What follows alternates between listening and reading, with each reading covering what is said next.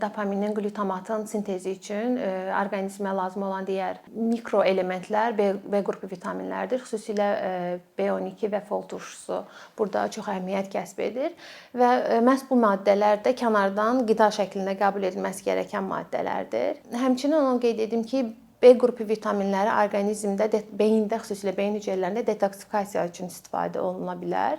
Misal üçün, homostein adlı bir maddə var ki, bu beyinlərə toksiki təsir göstərir, beyin hüceyrələrinin məhvinə gətirib çıxarır və bunun nəticəsində xüsusilə Alzheimer xəstəliyi, neyrodegenerativ xəstəliklərin yaranmasına zəmin hazırlaya bilir.